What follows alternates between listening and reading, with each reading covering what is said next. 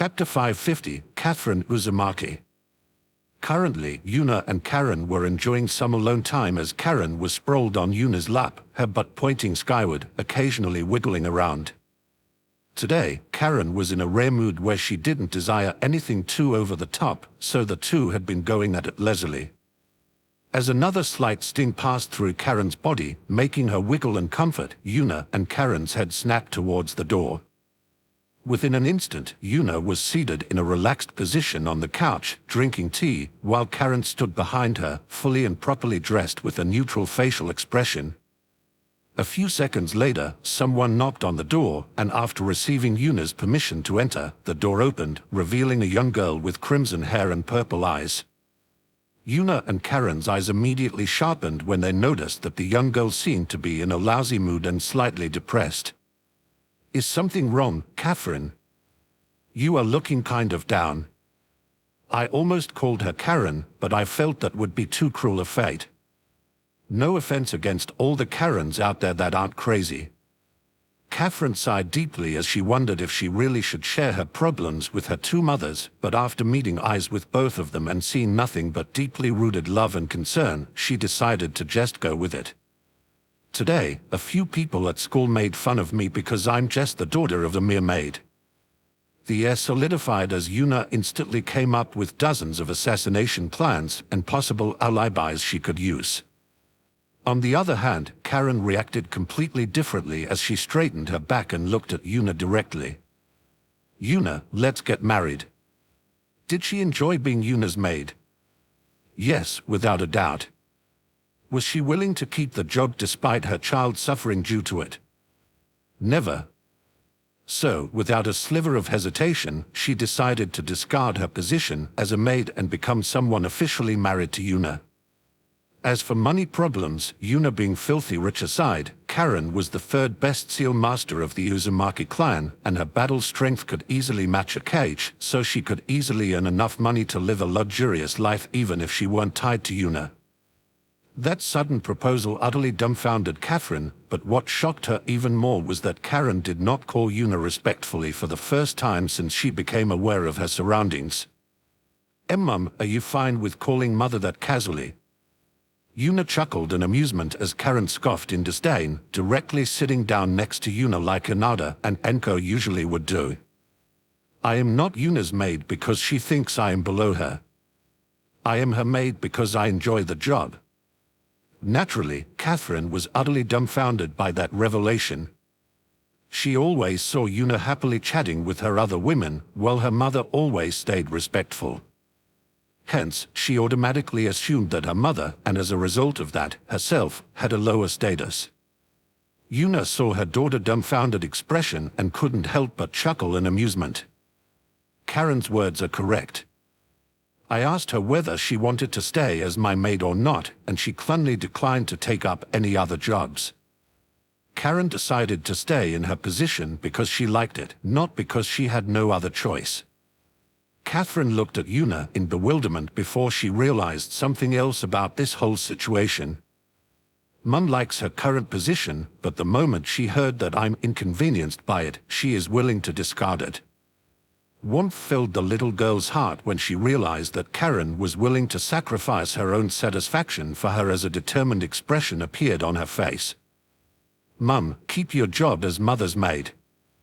Isn't it just a bunch of small-time bullies? I can deal with that myself." Yuna nodded in approval at Catherine's attitude. This is how her children should be. If there's a situation troubling them, they should ask for advice from their parents, and as soon as they fully understand what they should do, they should act decisively. On a side note, what happened to the bullies? When Catherine heard Yuna's question, she couldn't help but cough awkwardly while lowering her head. I might have snapped a little and pummeled them, resulting in a week of suspension from school. Yuna and Karen had to choke away some laughter forcefully so that the atmosphere wouldn't turn goofy, and after a few seconds, Yuna managed to regain her bearing. "Seems like you have the typical Uzumaki temper. Since you retaliated against a bunch of bullies, there will be no punishment, but remember to keep your temper in check." Surprisingly, as soon as Yuna finished speaking, Catherine lowered her head as a gloomy atmosphere engulfed her. Actually, there is something else I wanted to talk about. Yuna and Karen got surprised by the sudden shift in mood and put their entire focus on Catherine. I think I'm a monster. Yuna and Karen had question marks above their heads when Catherine made such a strange statement. Why would you say that you are a monster, Catherine? Come, tell us everything. No matter what, you are still our precious daughter. Catherine felt a stone being lifted from her heart when she heard Yuna's words and saw the love in her mother's eyes. That's right, if it is mother and mum, they will never look at me in scorn. When I was beating up the trio bullying me, I could feel it. I was different from them. I beat them up so easily, I felt something was off. Yuna patiently listened to Catherine's words, but so far, she didn't see any point that might make her feel like a monster. I mean, she is stronger than people her own age, but I don't think that would garner such a heavy reaction. Maybe she is a little afraid of how willingly she is to resort to violence. That is possible. Ignorant of Yuna's thoughts, Catherine continued talking while lowering her head. While I was beating up those three, Catherine lifted her head as a wicked grin appeared on her face. I loved the sounds of their pain-filled wails. Yuna and Karen both got stunned for a short moment. Both of them were surprised that Karen's daughter, of all people, would develop such a trait. Well, Catherine is Yuna's daughter as well, so it probably wasn't too outrageous. Seeing the stunned expressions on her parents, Catherine meekly lowered her head, thinking that her parents were now thinking badly of her. Catherine, lift your head. Catherine timidly raised her head when she heard Yuna's soothing voice, and as soon as she looked at Yuna's face, she got quite a shock. As she resumed talking, Yuna wore a vicious smirk that could send chills down people's spines. Hearing your enemies cry in pain. It feels amazing, doesn't it? Catherine's eyes widened when she heard Yuna's words. Why you too, mother? Yup. There is nothing wrong with having such a trait. So it's not abnormal. Abnormal? Of course it is abnormal, but what is wrong with that? Normal is boring. Normal is plain. Normal is stale. Abnormal is where the fun begins. At first, Catherine was saddened when Yuna said that it was abnormal to react like that, but the more she spoke, the better her mood got. Remember, Catherine, reacting like that is not bad, it only becomes bad when you do something stupid after you let your desires take control of you. Always stay in control. Catherine thought about Yuna's words for a short moment before nodding her head in understanding. I got it, mother. By the way, is mum like that as well? An awkward expression appeared on Karen's face when she heard her daughter's question, while Yuna couldn't help but chuckle in amusement. Well, I do have a rather unusual trait, but I would rather not talk about that now. While talking, Yuna somewhat strongly pinched her butt without Catherine noticing, almost getting a moan out of her. Also, Catherine felt like something weird had just happened. She didn't comment on it and simply nodded. Although she was curious about what Karen was talking about exactly, she decided not to dig any deeper for now. Anyway, thank you, mother and mum, for helping me. Haha, no big deal. Whenever something is troubling you, you can come to talk to us. We are always there for you. A wide smile appeared on Catherine's face as she nodded her head and left the room with a spring in her steps. As soon as the door was closed, Karen placed herself back over Yuna's lap. Shall we continue, Yuna-sama? Yuna chuckled in amusement and was just about to resume what she was previously doing when the door opened back up again. Oh yeah, I almost forgot. What are you doing? Karen's face flushed crimson when she was suddenly looking at her daughter's eyes while laying over Yuna's lap. A massage. Catherine squinted her eyes as she inspected Karen's current position. That is a rather weird position for a massage. Karen got even more flustered when she heard that, while Yuna chuckled in amusement. Ma, how embarrassing. Tilda scenes like the secret is out, Karen. This is the preference she didn't want you to know about. Karen. Why Yuna-sama, please do. Occasionally likes getting spoiled like a pet, despite acting as my maid. Karen froze up when Yuna basically said the truth while leaving around 99% of the real story out of it. When Karen realized that Yuna had given her a way out, she slumped over while giving her daughter a wry smile. What can I say? I felt it would be embarrassing if my daughter knew that I liked getting spoiled like this. Catherine chuckled in amusement as she walked over to Karen and patted her head with a slight chuckle. It's okay if you enjoy getting spoiled, Mum. Who doesn't? As she finished talking, she turned around again and left the room so her two mothers could have some alone time.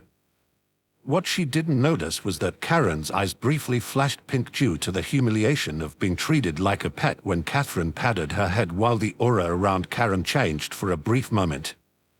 Ding. You have found a unique location, peak degeneracy. Far from it, my friend. Very far from it. Terrifying. Chapter 551, Split the Clouds. Two boys who seemed to be around the age of 11 or 12 were currently seated on a bench at one of the many Uzumaki clan's training grounds, while an additional girl was swinging a sword around a few meters away from them.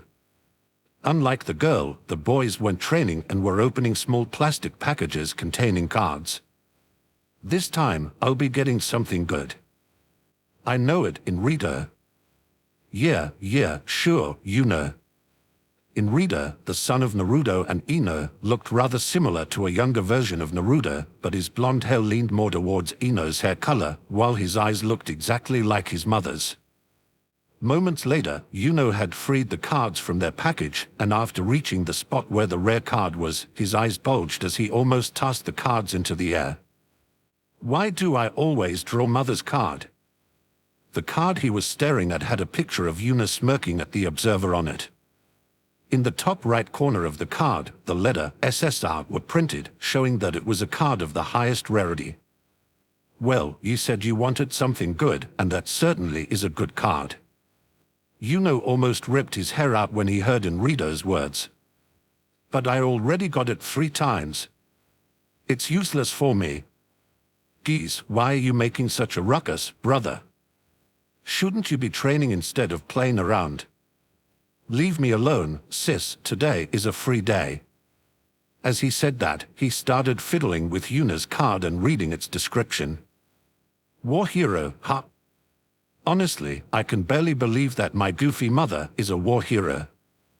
Nado couldn't help but chuckle when she heard her brother's words. Frankly, she thought the same. Although Yuna could be strict most of the time, she was very laid back. Yeah, I know what you mean. It feels really weird to see so many people looking at my father in awe while I simply think of him as a kind goofball. Unlike in the original, Naruto wasn't chained to the Hokage seat, so he had a lot of time to bond with his children, resulting in a significantly better relationship. Yuno nodded his head as he continued fiddling with the card he was holding. But man, they really overdid it with after-war propaganda, didn't they? Blocking small meteors, cutting through hills, and changing the terrain of large areas into a tundra, yeah, right. Couldn't they have toned it down a little to make it less obvious? Enrido shrugged his shoulders at that.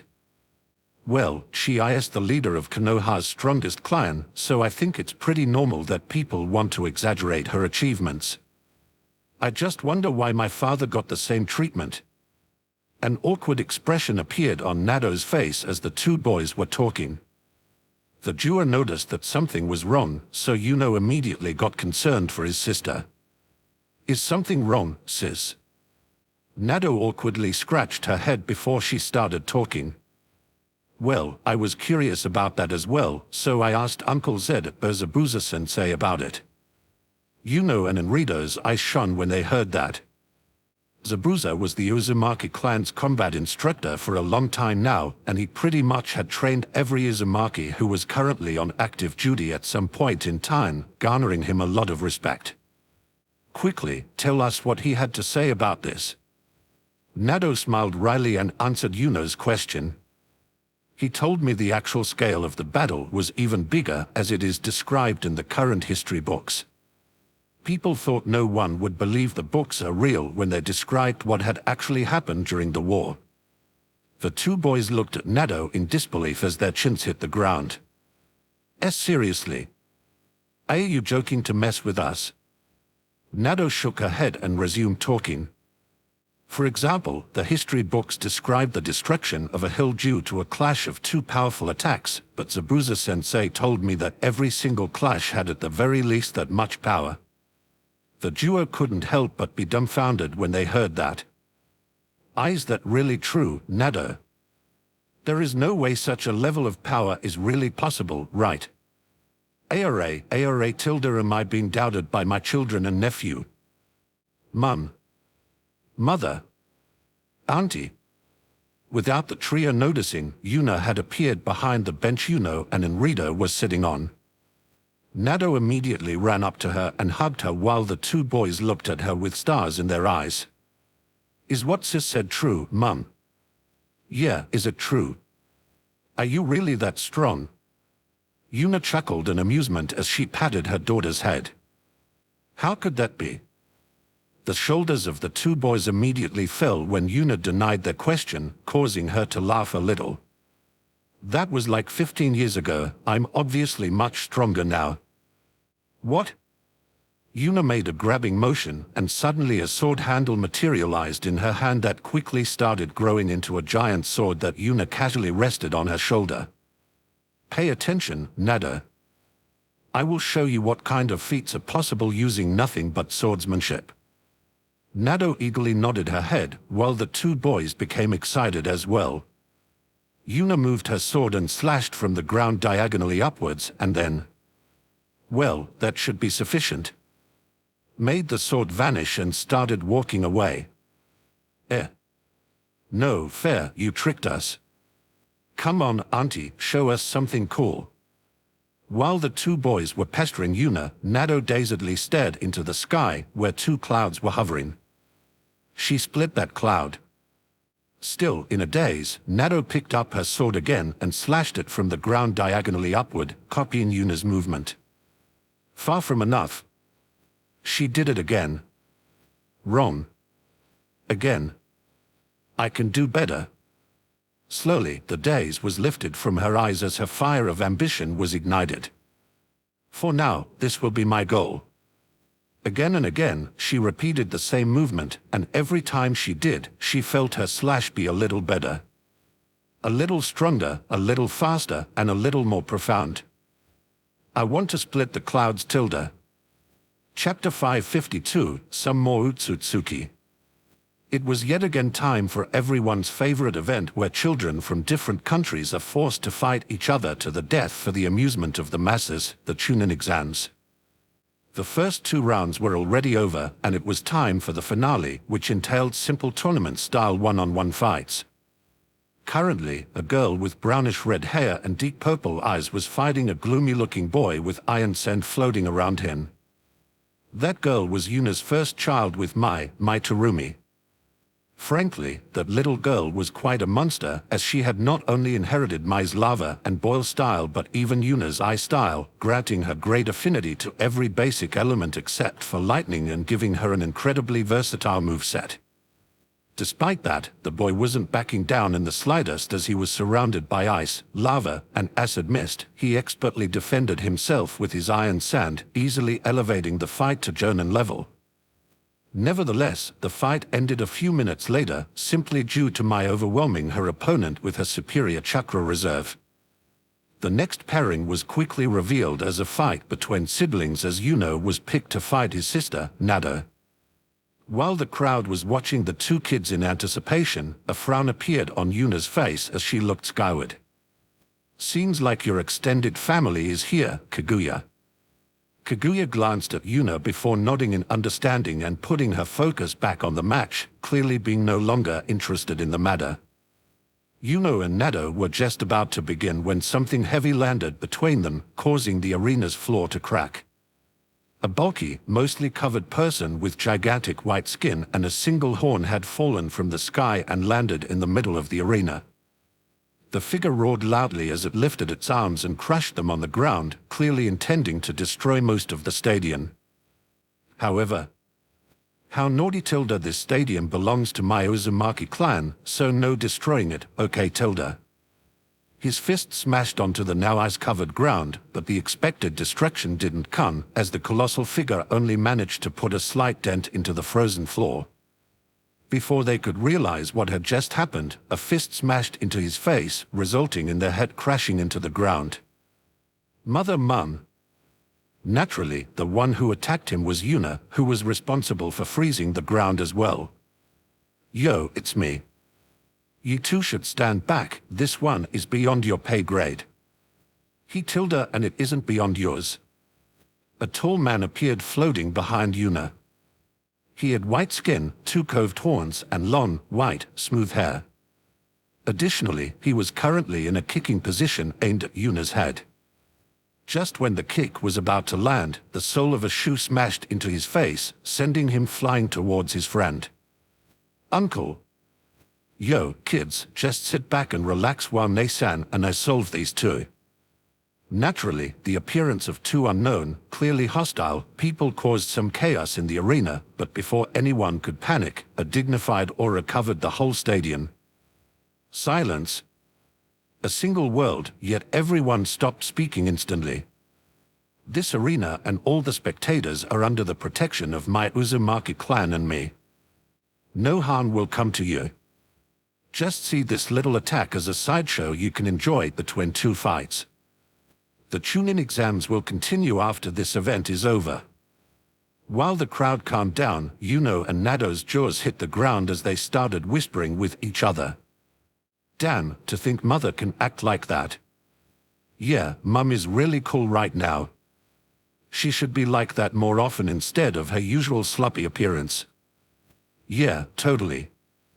The duo was about to continue whispering when Yuna lifted up her hand and swished down her palm, making it look like she was hitting something lying on her lap, causing Yuno and Nado to straighten their backs while protecting their butts with their hands. Has Yuna ever spanked them before? No. Would she do it? They would rather not test that out. Meanwhile, the crowd started cheering in excitement when they heard they would get to see a sideshow. Who wouldn't want to watch two war heroes fight some unknown invaders? Moments later, the two invaders, Kinshiki and Momoshiki, managed to dig themselves out of the wall, and the first thing they heard was the cheering of the crowd. Shut your mouth, you damn insects. As Momoshiki said that, he pointed his palm at the spectators, resulting in a massive wall of fire shooting toward them.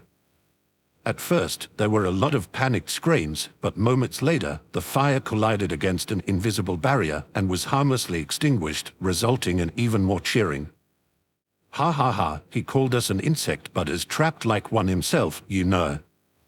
Ha ha ha, what an idiot. Beat them up, Yuna-sama, Naruto-sama. Oh. Beat them up. While Momoshiki almost had all his blood vessels burst due to anger, Yuna and Naruto could only chuckle in amusement as they approached the duo. Well, which one do you want, Naruto? Meh, neither of them seems to be particularly interesting, but I guess I'll take the big one. Yuna nodded in understanding and put her focus on the leaner one of the two, Momoshiki. Well, my brother wants to beat up your boyfriend, so you are stuck with me. Hearing Yuna's mocking words, Momoshiki finally snapped as the veins on his forehead started wiggling around due to the hatred he felt. You bastards, I will teach you what happens when you mock me. As he said that, he took out 5 small pills and tossed them into his mouth, causing Yuna to shake her head. You want to teach me something and then immediately take drugs. Sorry I have to say that, but you are not a good teacher. Silence. Another angry roar left Momoshiki's mouth as he raised his arm, and a gigantic black ball of chakra appeared above it. I will show you true power. He sliced down his hand, resulting in the concentrated ball of destruction falling toward Yuna, who yet again shook her head in disappointment. How can power that a pill granted you be true power? Let me show you what it means to be truly powerful. As she finished speaking, she pointed her finger at Momoshiki.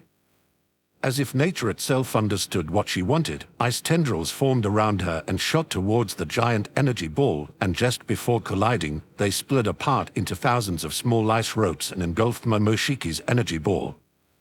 Ha ha ha, what is that supposed to do? Do you really think such a small ice net can? Impossible. You have literally frozen my attack. You have frozen Chakra itself. Yuna hummed an acknowledgement as a wide grin appeared on her face. There is nothing I cannot freeze. A chill went through Momoshiki's spine when he realized that he might have underestimated his opponent's strength. I need to absorb Kinshiki. After absorbing him, I can easily deal with her.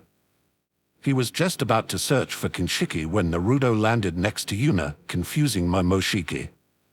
Why are you here? What happened to Kinshiki? Naruto was just about to tease Yuna with winning his battle first when he heard Yuna's opponent suddenly asked him a question. Your boyfriend? Here he is. As Naruto said that, he tossed something toward Momoshiki. It landed in front of Momoshiki with a wet thud, and as soon as he saw what it was, an ugly expression appeared on his face. It was Kinshiki's severed head. Shit, I miscalculated. Where did these two monsters come from? I need to get out of here as fast as possible. Momoshiki frantically looked around, hoping to find a solution, but no matter how he thought about it, there was no apparent escape path as he wasn't sure how sturdy the previously revealed barrier was. Cold sweat started flowing down Momoshiki's back as he felt two predatory pairs of eyes land on him. While frantically looking around, he noticed two children looking at Yuna and Naruto with stars in their eyes. If I heard correctly, these are that woman's children. Maybe I can take one of them hostage. Gag. Before he could even finish that thought, a hand tightened around his neck like a vice, making it impossible to free himself. You just thought of taking my children hostage, didn't you, insect? A cold voice filled with malice that promised a swift death echoed over the arena. Yuna, who was currently lifting Momoshiki by the neck, had no emotions on her face as she handled Momoshiki like a chicken. Terror gripped Momoshiki's heart when his eyes met hers as he tried to struggle out of Yuna's grasp, but no matter what he did, Yuna's hand wouldn't budge. She lifted him up even higher as dense killing intent flooded the arena, making the spectators sweat. No one takes my children hostage. Crack. Yuna tightened her grip even further and simply broke Momoshiki's neck. Although it looked like Yuna said these words to Momoshiki alone, no one in the spectator stands doubted that Yuna's words had another meaning. They were a warning. A warning for everyone who was plotting against Yuna that targeting her children would lead to a quick death. Meanwhile, Yuna felt a soul attach itself to her, making her frown. A few seconds later, time seemed to stop as Momoshiki's soul appeared in front of Yuna. You are a monster, but no matter. In fact, this is perfect. I can see your fate quite clearly now. As he said that, he started wandering around Yuna. Did you know, once someone defeats a god, they cease to be ordinary? Momoshiki continued pacing and stopped in front of Yuna, looking her in the eyes, hoping to see her panic. However, all he saw was boredom and indifference. He clicked his tongue and continued talking. I'm looking forward to what fate has prepared for you in the future, O daughter of man. His projection was about to vanish when Yuna's hand suddenly shot forward, grabbing him by the neck yet again. Now, don't go yet. Do you think I would allow you to one-sidedly give me a monologue and then just piss off? I don't think so. Why, you can move. Why wouldn't I be able to move? Anyway, that fake you claim to see does not exist. Nothing can bind me down. Well, okay, I occasionally enjoy stuff like that, but that is a different matter. Why, you are not supposed to be able to move. Anyway, ceasing to be ordinary, huh? What a funny jerk. How can I possibly be considered ordinary? Whether I killed a god or not, I will always be extraordinary. Momoshiki was still struggling to comprehend how Yuna could move around like this, but Yuna hardly cared. Anyway, as for your little marking, I would rather not have that, thank you very much. Although Momoshiki was surprised that Yuna found out about the marking, he could only sneer at her mockingly when she said she would rather not have it. However, his sneer quickly morphed into disbelief when he felt himself getting expelled from Yuna. Impossible. Only a stronger soul can get rid of this marking. I've lived for over 1,000 years, how can your soul be stronger than mine? Yuna chuckled in amusement as Momoshiki was slowly fading away. Just because you cultivate garbage for 1,000 years doesn't make it something great. Farewell, small fry. And with that, Momoshiki's soul simply faded away, leaving nothing behind. Chapter 553, Scientific Ninja Tools. Yuna was currently grumpily seated in her audience chamber while a middle-aged man was standing in front of her, talking up a storm. His name was Kadasup Toner, and he dedicated his life to the research of scientific ninja tools, devices that combine chakra and science. Woe me. This is my second day of work this month. Such a cruel fate. I know, right? Sarcasm. Whatever. Anyway, I must admit that the idea this guy is pitching is quite interesting, scientific ninja tools. Although I merely skimmed over the report Akane gave me, I still got a rough understanding of it. Yuna lightly raised her hand, motioning the man, whose name she had already forgotten, to stop talking. I honestly don't care about the technicalities. Surely you didn't come here without a working prototype, right?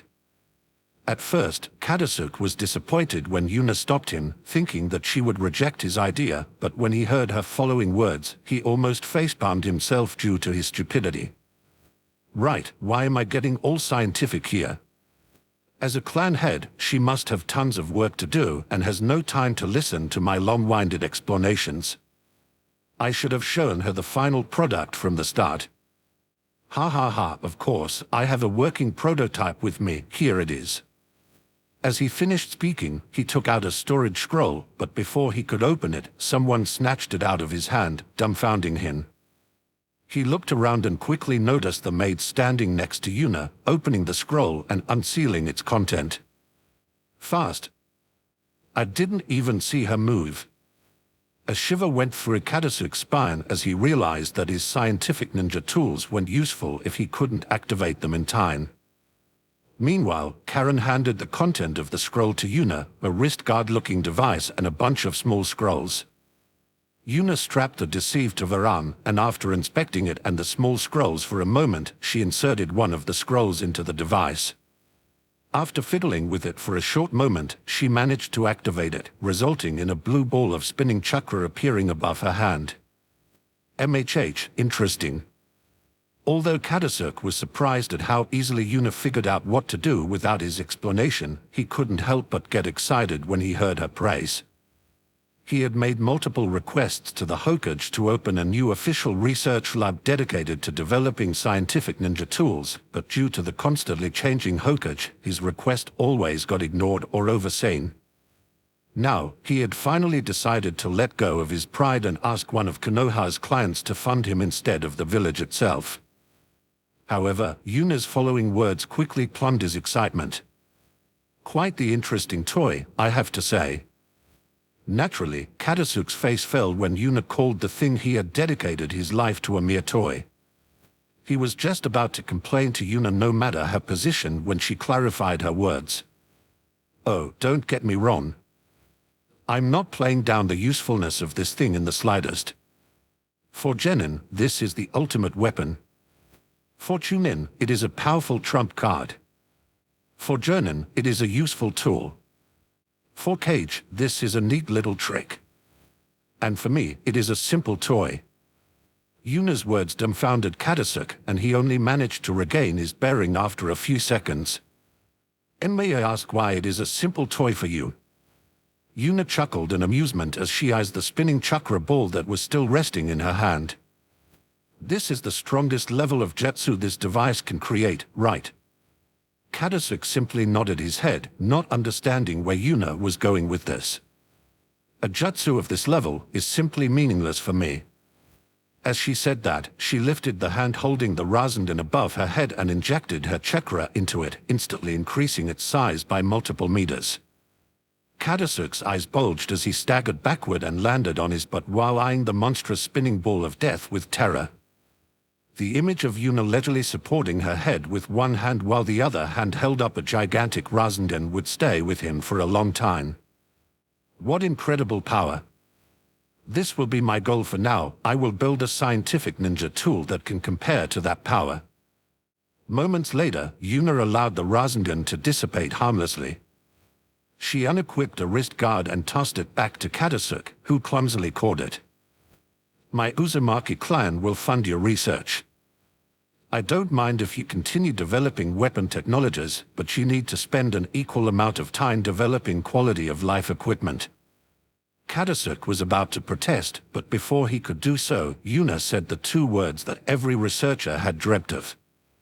Unlimited funding. Frankly, he was pretty proud of himself that he didn't soil his underwear right there. He couldn't agree faster to Yuna's offer as he nodded his head so hard one might think he was headbanging. Very well, seems like you accept. As for the greater details, hash those out with Akane.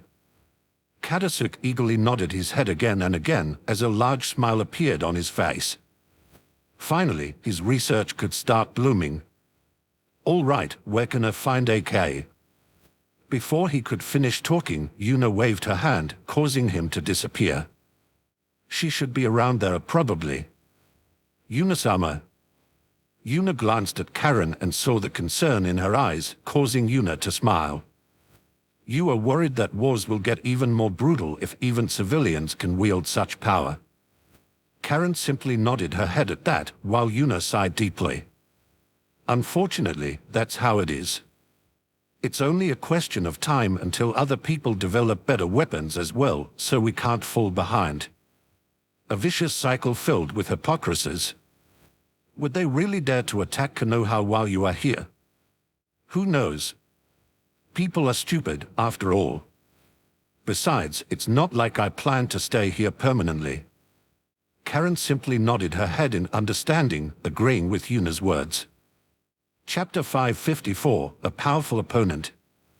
Currently, the new Tame 7 wasn't having a good time, as Yuna crossed two kunai above his head to block a hammer kick from a weirdly blade-like leg. Klein. Surprisingly, the sound of two metals clashing against each other echoed over the battlefield while Yuno sagged to his knees with a groan. He felt like his enemy was just about to overcome his defense when a slender blade was swung diagonally upwards and smashed into the leg as well, supporting Yuno's defense. Ugh, thanks, sis. Hush, focus. Ice style, rising icicle. Dozens of icicles grew out of the ground surrounding Yuno and Nado and shot toward their enemy, who quickly propelled themselves away, dodging the incoming attack, allowing Yuno and Nado to regroup with two other people. One of them was a young man with smooth blonde hair and large brown eyes, Haka, Naruto, and Haku's eldest son, and the other one had a black undercut, with the shaven sides being colored blonde. He had the Roman numeral 9 under his left eye and a pair of hooped piercings under his right eyebrow. In conclusion, he was trying really hard to look cool. His name was Kawaki. All four of them were covered in sweat with a few bruises on their bodies and were clearly in no condition to continue fighting for much longer. Their enemy, on the other hand, a woman with long, curly, blonde hair and light purple eyes with vertical lines running through her pupils and irises, snorted in annoyance at the four people in front of her. She was completely unharmed and not even out of breath. Seriously, why are you brats protecting Kawaki? Just hand him over and we can part ways. The only reason why you aren't dead yet is because it would be annoying if the Uzumaki clan were to interfere with us. Yuno was just about to retort when a lazy voice echoed over the clearing they were fighting. Oh my Tilda, a grown woman bullying a bunch of children, that's not very nice. Without anyone noticing her approach, Yuta appeared between the group of four and their enemy, causing the woman to click her tongue in annoyance. Yuna briefly glanced at the group she was protecting and wondered who the brat with black hair was, but quickly shoved that problem away into the depth of her mind. Surprisingly, the unknown kid started talking to her. "That's Delta. She is one of the top echelons of Kara. She is one of the inner." Yuna turned around and looked at him before she nodded her head, pretending to understand the gibberish that was just served to her. "You really stopped giving a shit after Kaguya, didn't you? Meh, why bother to continue gathering information? I have people for that. If anything important pops up, Arcane knows to inform me about it. Besides that, I needed to allocate some time to cultivation. I had to choose between less sex, less other training, or less information gathering, so I think the choice is pretty much set in stone. Right, I might sound like a heretic, but I'm pretty sure reducing the amount of sex would have been a reasonable choice." That does sound like something a heretic would say. Meanwhile, Delta frowned in displeasure when Yuna appeared in front of her target. "I know who you are. Yuno Uzumaki, head of the Uzumaki clan, right? Would you mind stepping aside so I can collect Kawaki? Ma, it seems like my kids want to protect him, so sorry about that, I'll have to deny your request." Delta scoffed in disdain as she lowered her stance. "In that case, I'll have to use force to get him." Yuna's eyebrow rose in doubt when she heard Delta's words. "You know who I am and still want to face me? That is quite a bold. Besides, didn't you say you don't want to agitate the Uzumaki clan? I can still let this matter slide since no one got hurt too badly, but if you want to continue, things will be different." Delta snorted in disdain as she bent her knees even further and shot herself towards Yuna at high speed. "I only said that it would be annoying if the Uzumaki clan were to interfere, but if we have to fight them, we will do so." Kawaki's eyes widened in shock when he realized that Delta was coming at them seriously this time. "Careful. All of the inner are." Boom. A fist smashed into Delta's face, crashing her head first into the ground while leaving behind a knuckle-shaped imprint on her temple, knocking her out instantly. Monsters. Kawaki's jaw hit the ground as he looked at the knocked-out Delta. "A one-shot. Impossible." Moments later, a hand landed on his shoulder, making him flinch. He looked at the owner of the hand and saw Yuno giving him a smug look. "Those inner sure are dangerous, huh?" That took Mother almost a full second. How scary, Tilda. Kawaki couldn't help but blush when he heard Yuno's mocking words. Right, he plays the enemy up as a big shot just for them to get defeated with a single punch. He couldn't help but be a little ashamed about that. However, he also couldn't help but get excited. After all, if Yuna was that powerful, she might even be able to defeat Jigen. Meanwhile, Yuna took out an orange kunai with a blonde ribbon wrapped around it and tossed it to the ground. Moments later, Naruto and Ino appeared next to the kunai. Naruto looked around the clearing and noticed a person whose head was stuck in the ground while their leg occasionally twitched. Information extraction. Information extraction. Without needing to hear more, Ino crouched down next to the twitching person and pulled their head out of the ground. "Oh, and this one seems to be some kind of android, so I'm not sure how well your techniques work on her." Ino nodded her head as she carefully opened Delta's eyelid. "How careful do I need to be regarding damaging her mind? Go all out." "Okay, Tilda." As Ino said that, her eyes started shining in a ghostly white color, while intense pressure started radiating out of her, making the kids uncomfortable. "MHH, let's see Tilda O. She actually has some mental defense in place. Let's see, open, oh my, how cute, open, oops, that's broken, and I'm in." While Ino was rummaging around in Delta's mind, Naruto could only smile wryly at how casually his wife messed with someone's mind. "Okay, I think I got everything that's useful out of her. What do you want to know, Yuna?" "Ma, just tell me if she is part of some criminal organization, and if she is, where their base is, so I can crush them. It's been a while since I crushed my last bandit hideout." You are going to attack them? Yuna glanced at the speaking and noticed that it was the black-haired boy, whose name she totally remembered. Yeah, you wanna come as well, kids? What about you, Naruto, Ino? Yet again, Kawaki's chin dropped to the ground due to how casually Yuna looked at the situation while the other three got excited. Awesome, I'm definitely coming. I wanna see Mother use more cool moves. Yup, I'm coming as well. I want to see more of Mum's swordsmanship. I have heard a lot about how strong Auntie is from grandfather and mother, so I would also like to see a few of Auntie's techniques. While the kids got excited, Ino rejected the offer, not really being interested in hunting bandits, while Naruto decided to follow Yuna so he could keep an eye on the kids. Chapter 555, Attacking Kara. Yuna's fist smashed into a huge burly man, puncturing a hole into his chest while sending him crashing into the wall. Satisfied with her work, she turned around and looked at Kawaki. Was that another one of those inert guys you were talking about? He was significantly stronger than the other mobs. Kawaki could feel his eyebrows twitch as Yuna described the person she just one-shot as significantly stronger. Well, considering the Mowders simply fainted after Yuna looked at them, he guessed that there was quite a bit of difference in them. It's like comparing an ant to a slightly bigger ant. There clearly is a difference, but if their strength were to be compared to a human, it would be insignificant. Just how powerful is she? Yes, he was one of the inner. His name was Boro. Yuna nodded her head in understanding, but the colossal man she had supposedly just killed, Boro, suddenly appeared behind Yuna, his fist already raised to deal a devastating blow. Die.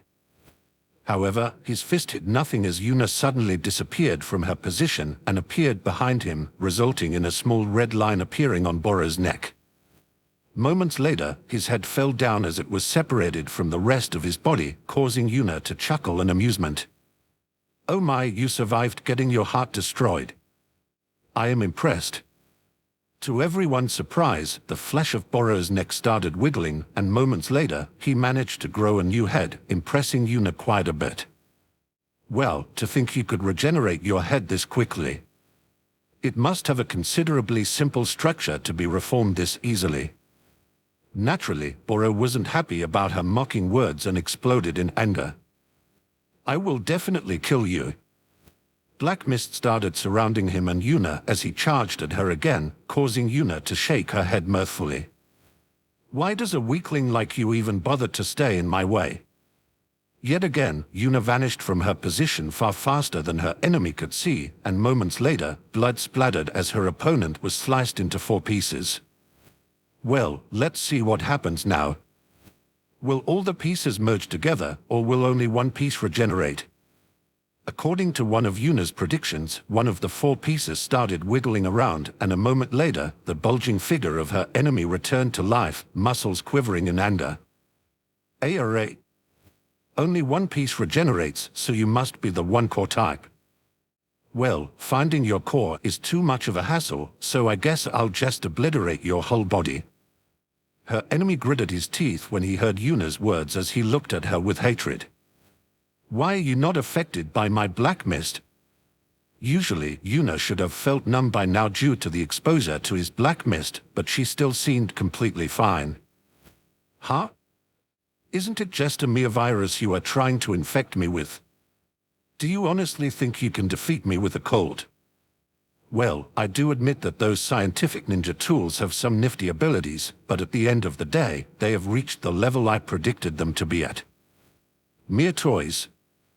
Yuna's opponent became even angrier when she was mocking pretty much his whole existence as a human that got heavily modified by scientific ninja tools, but before he could say anything about that, a smirk appeared on Yuna's face.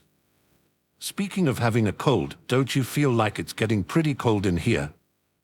Before Boro could comprehend what was going on, Yuna snapped her finger, causing a giant icicle to grow around her opponent, encasing him instantly.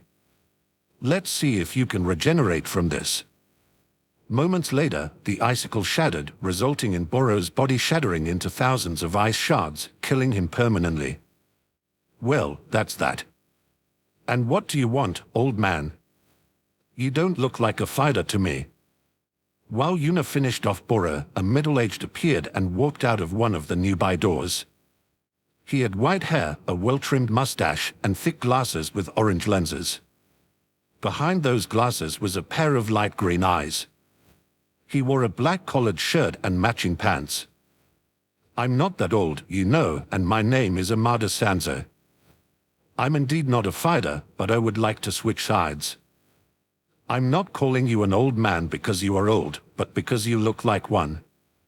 Do you honestly believe I'll allow you to switch sides just like that? Amada chuckled in amusement as he lit up a cigarette and took a drag. To his surprise, the only thing he inhaled was cold air. He looked at his cigarette and noticed that the previously lit tip was frozen solid, causing him to raise his eyebrow at Yuna. No smoking in front of my children. Amada rolled his eyes as he flicked the cigarette away and focused his eyes on Yuna. Obviously, I don't expect you to just accept me. I'm the head of Kara's Research and Development Division and bring a lot of knowledge to the table. Although you dismissed my scientific ninja tools as mere toys, you surely see some use in someone who can create such toys. Yuna nodded her head in agreement when she heard Amada's words while not really being sure what Kara was. Wasn't it Inna? You really aren't paying any attention, are you? Well, are you? No, not really. Indeed. However, why do you want to switch sides in the first place? I've been looking for a way to kill Jigen, or rather Ashiki Otsutsuki, for a long time now, and I think you are someone who can do that. Yuna could only sigh deeply as her hand covered her face. Sigh another Otsutsuki. Just how many of them are there? Amada could only chuckle dryly at how easily Yuna dismissed that she had to fight another Otsutsuki soon. However, he could fully understand why she acted like this. After all, the previous two who appeared were easily dealt with. I should warn you, though, that Ashiki is significantly stronger than the previous two you killed. To truly kill him, we have to follow a very specific plan. First Kama. Kawaki a vessel. Karama. Kama. Kawaki. Are you still listening? While Amada was talking, Yuna's eyes glazed as she started staring at the wall absent-mindedly. Amada noticed that, so he couldn't help but ask whether she was really listening, awakening her out of her daze. Oh yeah, sure, I was totally listening. Just to be sure, Naruto, a condensed version, plays. Naruto tapped his chin for a short moment before nodding his head. You have to kill the bad guy twice. Got it. Oh wait, that isn't at all what. Before Amada could say anything else, Kawaki fell to his knees while black smoke came out of his right hand. Naruto acted instantly, grabbed the three other kids, and teleported behind Yuna while frowning at whatever was currently happening to Kawaki. Moments later, the black cloud seemed to solidify, allowing a tall man to step through it. He had a broad stripe of black hair going from the front to the back of his hairline while leaving the rest bald and black eyes. Damn inferior creatures, incapable of catching my vessel and forcing me to do it myself. Pathetic. A wide grin spread on Yuna's face when she saw the utter contempt on her opponent's face. She slowly walked toward him while cracking her knuckles in excitement. Oh yeah, I'll have lots of fun with this one. Chapter 556, an actual powerful opponent. Jigen, or rather Ashiki, noticed Yuna walking toward him and sneered in disdain. I don't have time to play with you, inferior creatures. As he said that, he leisurely swiped his hand upward, causing Yuna to go through a slapping motion, resulting in 3 black metal rods climbing to the ground. Oh? You can enlarge things. Or maybe you shrunk them beforehand. Pretty nifty. Ishiki squinted his eyes at Yuna, slapping away his metal rods, not expecting anyone to see through his attack. Yuna smirked and pointed her palm at Kawaki, and moments later, Yoink! Kawaki vanished from his position and reappeared next to Naruto, making Ashiki slightly wary of her. How did she do that? I didn't notice any chakra fluctuation. Naturally, Yuna saw the confusion in Ishiki's eyes and chuckled in amusement. "Ma, don't worry about it. Having some measure of control over space is only natural after having lived long enough." Ishiki had some doubts about Yuna's words but nonetheless became even warier of her. Clearly, she wasn't just some random human. Since Yuna was preventing him from reaching his vessel, he decided to simply get rid of her beforehand. So, he bent his knees and shot at her with high speed, reeling back his fist to throw a powerful punch. Yuna lightly redirected the attack with her palm, getting Ishiki off balance. She used the opening she had just created to deliver a heavy knee strike into his guts, sending him into the ceiling. Upon impact, Ishiki swiped his hand again, forcing Yuna to slightly tilt her body to avoid another barrage of metal rods. Ishiki gritted his teeth in anger due to how easily Yuna handled him and stomped one foot against the ceiling he was currently stuck in to catapult himself at Yuna, who easily avoided his attack and was just about to smash her fist into his face when he vanished. A split second later, Ishiki reappeared behind Yuna, a black metal rod already piercing towards her back. Yuna spun around clockwise and deflected the rod away with her right elbow, continued spinning, and finally smashed her left fist into Ishiki's face, sending him flying into the wall. "Oh tilde, so you can shrink yourself as well, huh? Just how many party tricks are hidden behind different kinds of eyes in this world? So interesting." Ishiki dug himself out of the rubble, a seething glare on his face and a freshly grown massive horn on his head. Inferior creature. He shot toward Yuna, hatred radiating from his eyes, and pierced one of his metal rods towards her.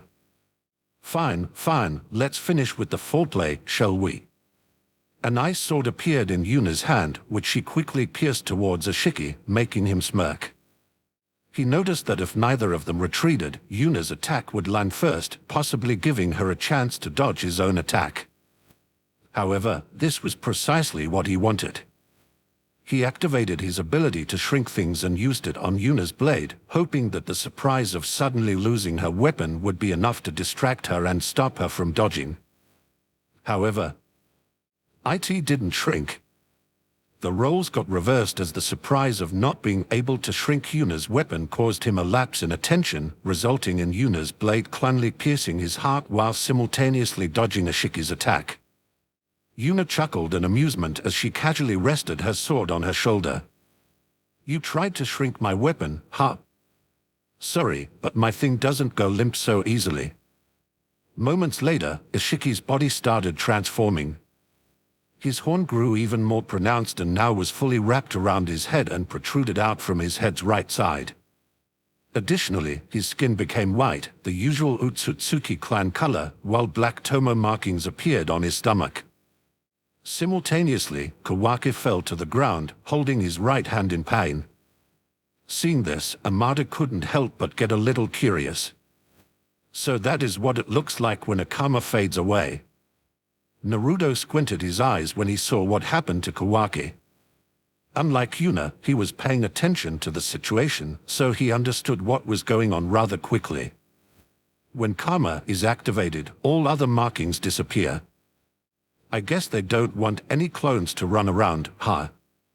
Amada couldn't help but raise his eyebrow at Naruto for understanding the situation so quickly, causing Naruto to scoff in disdain. "My skills in sealing are above a grandmaster. I know a thing or two about activation conditions and safety protocols. Besides that, whoa, what the hell, Nei-san? Please block those properly." While Naruto was talking, his eyes widened in surprise as his hand moved at lightning speed, catching a black metal rod that was about to pierce his shoulder. "Ha ha ha, isn't that why you followed me, to catch the stray bullets?" While Naruto was grumbling, Amada couldn't help but be surprised at how easily Naruto caught that attack. "I thought only Yuna was a monster, but it seems like the little brother isn't to be messed with either. I think I have chosen the correct side." Meanwhile, Ishiki was glaring at Yuna with nothing but hatred in his eyes. Frankly, he didn't expect her to be still capable of dodging his metal rods, and he certainly didn't expect there to be someone else who could catch them. However, it doesn't matter anymore. My body is overflowing with power.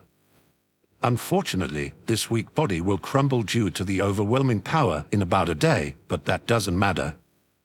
Kawaki is right here. I'll kill everyone else, mark Kawaki with my karma, and everything will work out. Without bothering with anything else, Ishiki charged Yuna far faster than he was previously capable of. His punch landed on Yuna's crossed arms, causing her to slide back a few meters. Ha ha ha, not bad, that was a good thrust. Ishiki's eyebrows twitched in irritation as he approached Yuna yet again. However, this time, instead of directly blocking the attack, Yuna skillfully redirected it and smashed her fist into Ishiki's stomach. To her surprise, he barely flinched and immediately counterattacked, forcing her to dodge away. Oh my, you are really hard, Tilda, I'm impressed, Tilda. Ishiki's anger rose even further as he showered Yuna in a barrage of punches, kicks, and deadly metal rods, which she managed to skillfully dodge or redirect, almost making it look like she was dancing. Ha ha ha, your thrusts are strong and forceful, but you lack technique. Yuna caught one of Ishiki's punches, but instead of forcefully blocking it, Yuna pulled the punch towards her while turning her body, pulling Ishiki into a shoulder throw and crushing his back on the ground with the combined force of both of them. See? Widely thrusting it without a plan will only get you hurt. While Yuna was fighting, Ishiki, Yuna, and Haka were on their hands and knees, trying their best to suppress their laughter. Well, they were both teenagers, so the sexual innuendos Yuna was currently spouting were right up their alley. Meanwhile, Naruto could only smile wryly due to Yuna's habit surfacing again while Nado lowered her head with a slight blush on her face. Amada, on the other hand, completely ignored the innuendos and focused on the fight instead, resulting in a deep frown. Although it looks like she is toying with him, she is clearly getting pushed back. Ishiki is significantly stronger than I expected. As these thoughts surfaced in his mind, his eyes landed on Naruto, who was leisurely spectating the fight, while occasionally blocking a stray projectile. Aren't you going to help her? MHH. Why would I do that? I might not be a trained shinobi, but she is clearly getting pushed back. Aren't you worried that she will lose her life against Ishiki? After hearing Amada's words, Yuno and Haka instantly stopped laughing and looked at Naruto in worry instead. Although they were having a blast, they obviously didn't want Yuna to die. When Naruto saw the concern in the children's eyes, he could only chuckle wryly. Nei-san, losing? That's impossible. From your perspective, this might look like both parties are giving it their all, but Nei-san is simply having some fun with him. Before anyone could say anything else, Naruto directed his gaze at Yuna, who was currently dodging a rain of gigantic black metal cubes. Nei-san, the kids are getting worried that you might lose. Didn't you have enough fun teasing him? Yuna froze up for a moment when she heard Naruto's words, resulting in her getting crushed by one of the cubes. However, before anyone could get worried about her, a thin line of ice appeared on the cube, resulting in it getting cut into two halves, revealing an unharmed Yuna. Yo, sorry, Ishiki, but it seems like my kids are worried about me, so I'll have to finish you now. Ishiki sneered in disdain when he heard Yuna's words. Finish me? Big words from someone who can't even deal damage to me. No matter how much you bluff, you and everyone you love will die today as I finally seize Kawaki's body for myself. For a moment, Yuna could only look at Ishiki in confusion, but her eyes opened in shock moments later as she clearly felt guilty about something. Although I don't really approve of you lusting after such a young boy, that doesn't really matter right now. I apologize for having wronged you like that. Question marks appeared above Ishiki's head as he completely ignored Yuna's comment about him lusting after younger boys and instead focused on her weirdly out-of-place apology. Before he could understand why Yuna apologized like that, she continued talking, revealing the mystery. To think I gave you the impression that you had even a snowball's chance in hell to win this fight was incredibly rude of me. I really shouldn't provide mentally unstable people hope like that. I apologize. At first, Ishiki was dumbfounded by Yuna's words, but a moment later, his anger exploded. "You damn inferior creature!" He reeled back his fist and smashed it into Yuna's face. However, while he was reeling back his hand, white markings appeared around Yuna's eyes as her whole body got coated by a blue-white chakra cloak with 10 tails. Ishiki's fist landed squarely on Yuna's cheek, however, she didn't move her head even a single centimeter. Impossible. Yuna could only shake her head as she casually flicked away Ishiki's fist, making him stagger. "When I was 17, far away from a human's physical peak, I could already fight on par with Kaguya. Now, over 15 years later, how could I have not reached a whole other level? How ridiculous." Ishiki attacked again, this time trying to impale Yuna with one of his black metal rods. However, as soon as the tip touched Yuna's body, shatter. It immediately shattered into pieces, causing Yuna to shake her head while she raised her right arm. The fingers of her right hand moved into a snapping position as she resumed speaking. "Seems like your big black thing has gotten flaccid. Oh well, I guess this is the end, you know. Grown don't do that." Snap. Splat. Chapter 557, Epilogue. More time passed as the elemental nations went through a long phase of peace and prosperity, partially credited to the advancement of scientific shinobi tools that significantly contributed to making life easier for shinobi and civilians alike. Not much happened during the last few years except for a few more attacks from the Utsutsuki clan, resulting in Yuna finding their home world and politely asking them to FCK off. Needless to say, cleaning up all the cake will take them a pretty long time.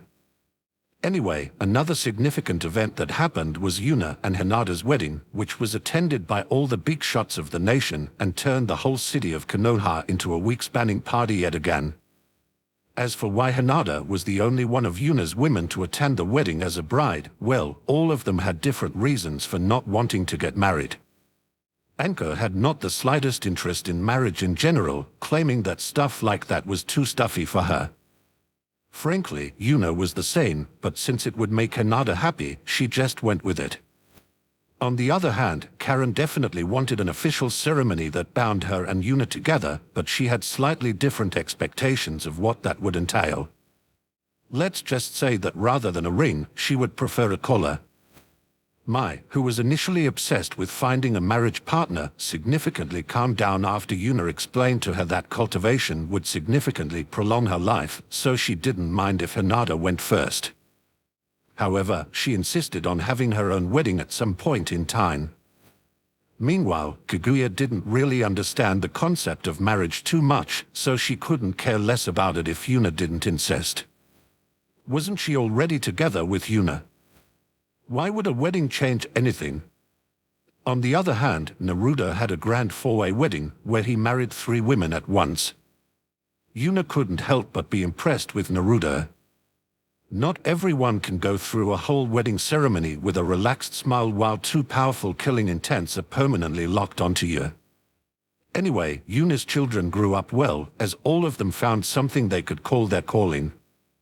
Yuno dove deeply into the development of scientific shinobi tools and, despite being only 18 years old right now, was already one of the best in his craft. Nato dove even further into learning swordsmanship, fulfilling her wish of splitting the clouds and consequently challenging Yuna to a match just to get completely obliterated by her. As a result of that, she set her next goal as surpassing Yuna in swordsmanship with determination burning in her eyes. Naturally, Yuna couldn't be prouder of her and fully supported her. Next was Catherine, who could frequently be seen flirting around 3 different women, mostly at the same time, making Yuna proud for a different reason. Especially when Yuna accidentally walked in on her punishing one of her girlfriends while the other 2 watched the spectacle with fascination. The whole situation was extremely awkward, so Yuna naturally savored every second of it. Anyway, Catherine building herself a masochist harem aside, she became obsessed with seals, which considering both of her parents are Uzumaki, is not really a surprise. Her high talent, paired with her obsession for seals and her own set of adamantine sealing chains, quickly elevated her into the position of one of Konoha's best seal masters. Then there was Mai, who inherited not one, not two, but 3 Kekai Genkai, turning her into an absolute beast in combat and making her the fastest of Yuna's children to reach the level of an S-rank shinobi. And finally, there was Himawari, Yuna, and Hinata's second child. She had dark blue hair, which she wore at shoulder length, and 2 red strains, one in her bangs and one standing upwards on her head, making it look like the stem of a leaf. She was currently 12 years old and was absolutely adorable. While Hinata was the only one who had 2 children so far, Yuna and Kaguya had none. Due to her first ones and not turning out too well, Kaguya wanted to postpone having a new child a bit longer. As for Naruto, he currently had 3 children. One with each of his wives. Inrida, who somehow managed to become Tucha's apprentice, became obsessed with making ramen, making it his goal to refine his craft even beyond what Tucha could do, making him rather popular in the Uzumaki clan. After all, most of them only want to eat ramen and have little interest in actually making it. Haka, on the other hand, took the opposite path and dedicated himself to becoming stronger, learning ice style from his mother, while occasionally asking Yuna for advice as well. His third child, Shina, was a cute girl with blonde hair and blue eyes. Just like her mother, she could use a dojutsu that would result in complex patterns appearing in her eyes upon activation. Unlike her mother, she couldn't see when someone would die and could instead see 5 seconds into the future, granting her a vast advantage in whatever she was doing. She was currently 12 and would be graduating from the academy soon. As a side note, the current Hokage, the 11th one, was Sasori Uchiha, Sasuke and Sakura's eldest son. Some weird rumors were going around that Sakura never looked like she was pregnant and then suddenly had a child. Normally, after Sasao was born, most people would have forgotten about that if it weren't for the same thing happening another 2 times. Oh, and it was decided that Konoha would stop carving the faces of the new Hokage into the mountain, as things were getting rather awkward. Time passed by quickly, and another 50 years had passed. The world had long since forgotten the terror of war and the terror of Yuno Uzumaki, her achievements being seen as nothing more than fairy tales. Yet again, war was brewing as greedy leaders looked at what others had with desire. Their greed for more finally reignited as they had forgotten what happened to their predecessors. Deep into the depth of the Uzumaki compound, Yuna was leisurely resting on a back of a woman, her face just as young as it was 50 years ago. In front of her were gathered all of her women and quite a few of her children. Some of them had already left to experience their own adventures in the world out there, so they weren't here. Yet again, war is about to start, and quite frankly, I don't care in the slightest. Most of the attachment she had to this world was either in this room, had died of old age, or had left this planet years ago, so she had very little interest in another war. Well, it is time for me to leave. Conflict is about to break out yet again, and I have no desire to participate in that. It is time to carve out our living space in higher places. Frankly, the world Yuno was currently on was pretty decent for cultivation, but she was certain that there were better suited places than this one. Just like in her previous life, she planned to find such a place and build her permanent base, independent of all other forces. As soon as she finished speaking, most of the people in the room had excited gleams in their eyes, while a few had saddened expressions. Naturally, Yuna expected such a reaction as she continued speaking. I won't force anyone here to leave with me, and I'll also guarantee that there will always be a way to communicate with the place I'm going to build, so if you want to stay here for now, you can do so without a moment of hesitation. Over the years, Yuna had pondered how far she would spread her cultivation techniques, but ultimately, she decided to keep it to her family alone. This planet already had enough trouble with people learning ninjutsu alone. If she were to pile cultivation on top of that, things would escalate even further. Besides that, she did not doubt that one day a genius would appear that slowly introduced cultivation to this world, so there was no need to rush. Hearing her words, the few people that didn't seem to like Yuna's decision visibly relaxed. As long as they didn't have to abandon this place permanently, they didn't mind doing some traveling. After seeing the change in mood of everyone present, Yuna nodded in approval. Very well, I can see your resolve. Gather your things and prepare to travel into the unknown. It is time for a new journey. Excitement flashed through the crowd in front of her as they dispersed to gather the things they wanted to keep with them, only leaving 2 people and a person acting as furniture behind. Although I can't deny that I'm excited to see what is out there, I can't help but be a little afraid as well. A relaxed smile appeared on Yuna's face as she casually stroked the head of the person she was sitting on. It's normal to be wary of the unknown, Hinata. Despite that, hold your head high and walk forward with confidence. There is nothing we can't overcome. Hinata couldn't help but chuckle in amusement when she heard Yuna's words. Don't you mean there is nothing you can't overcome, Yuna? A slight smirk appeared on Yuna's face when she heard Hinata's words. I'm not denying that, but I have confidence in your strength as well. The insecure, stuttering little girl I picked up all these years ago has been gone for a long time now. You are strong, Hinata. Hinata couldn't help but smile as she sat down next to Yuna, happily resting her head on Yuna's shoulder. Saya never expected things to end up like this all those years ago. Somehow, I went from an insecure little girl to someone with the qualifications to step on the big stage of the universe. Yuna's smile widened as her arm casually snaked around Hinata's waist, hugging her even closer. Well done, I love you, my cute little Hinata. Hinata couldn't help but giggle due to Yuna's words as she blissfully enjoyed the closeness to her. I love you as well, my perverted, crazy Yuna. I'm completely neglected and treated as furniture I am getting really close Furniture doesn't have orgasms. Yes, Yuna-sama . Neither does it talk. Moan yes, Hinata-sama . On that day, many people in higher positions in the Uzumaki clan suddenly vanished. Despite that, there was no chaos, as if the disappearance of all these people had been planned for a long time, allowing the Uzumaki clan to continue prospering despite the losses. From that day on, a lot of people tried to get rid of the Uzumaki clan, who had clawed its way to the peak of power in this world, but despite the many attempts, all of them failed, as if there was a hidden hand protecting the Uzumaki clan from the shadows, allowing them to stay as carefree as they have always been.